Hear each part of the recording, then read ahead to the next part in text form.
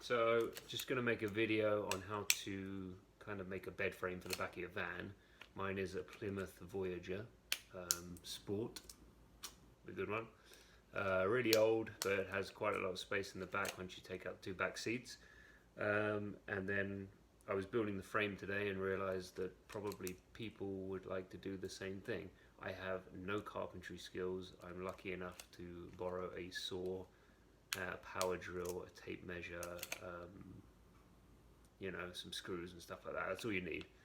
Find scrap in the bins.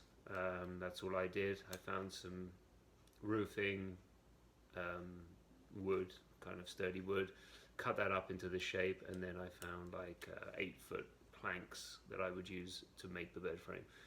Pretty simple. Make sure you measure the back of your van before you do it. It's kind of a simple thing, but once you've got those measurements and how high you want it, the width you want it, the length you want it,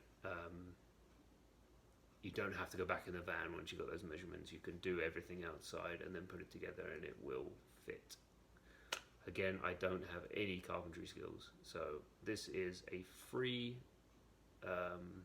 how to make a free bed frame in the back of any van. Have a look. The first thing I did was cut 4 of these legs, which are 14 inches. And then I cut these long planks, which are about 6 foot, a little bit over 6 foot.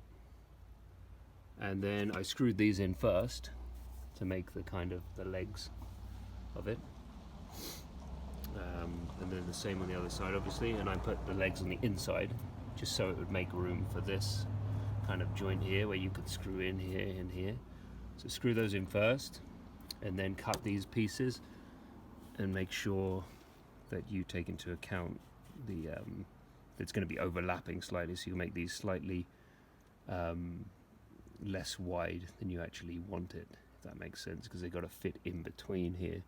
So I did them, the whole thing across is 32 inches, and I did these at 29 to take into account the 1.5 inch gap here and the 1.5 inch gap there. So that's 3 inches difference between the 32 and 29. And then screwed them in here. Yep, each side, 2 screws on each side, and then moved around here and then screwed them into the back of this as well, so you've got to kind of makes it a bit more sturdy, and should be okay. Yeah.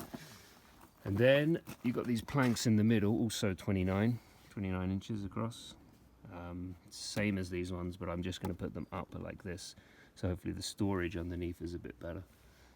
Slightly less than I thought it was going to be, but and then there's a frame, and hopefully if you measured correctly it will fit in the back of your van. Measured correctly again, you should have the this kind of sturdy sheet here. It's not that thick, but it's strong. Took it off a roof or out of a bin, and then which they took off of a roof, and it's literally, you know, that thick. It's nothing, it's like a centimeter thick.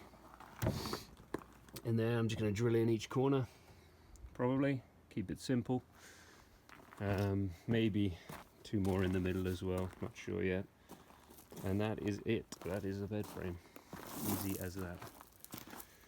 And then you've got your storage underneath. Hopefully it'll fit in the back of the van. We'll see in a minute.